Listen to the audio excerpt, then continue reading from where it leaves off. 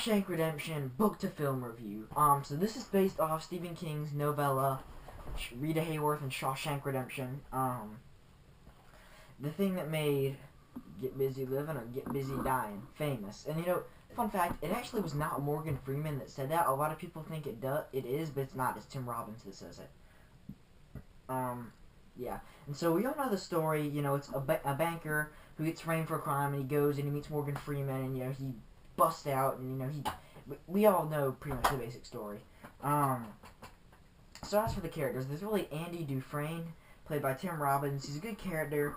They did show really well how he never really developed like all the prisoners. He never really got depressed. He hung on to hope, and that kept him strong. And you see him at his lowest point too. Then there's Red Ellis Boyd Redding, and he's Morgan Freeman. Need I say more? You saw how he was institutionalized. He kind of, you know, he feels like he wants to stay in the prison because that's the only place he really knows since he's been in there for so long. Then there's Warden Wharton. I wish that they had changed wardens like in the book. In the book, halfway through, they changed wardens, and that explains why originally the warden was a nice guy who believed in the Bible, and then at the very end he's shooting people and stuff. Then there's Haywood.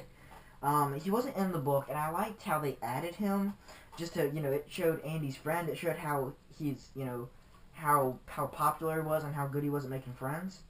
And then there's Captain Hadley. I really don't have anything to say about this character besides that, you know, I wish they had changed him, kind of.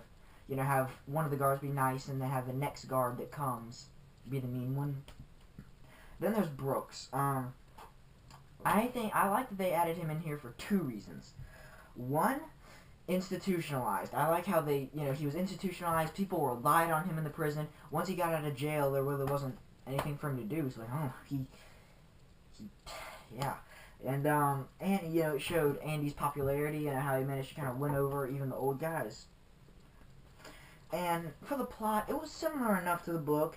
The famous rain scene where he breaks out of the prison, he's sitting there in the rain like this. That actually was not in the book. But it was still good though. And my favorite scene is when he escapes. You know, he goes through the tunnel and he hits it with the rock and stuff. Yeah. So, all in all, this was a really good movie. It's as great as everyone says, and I would say this movie is worth seeing in the theaters. Great movie. So, all in all, like I said before, be sure to subscribe. Bye.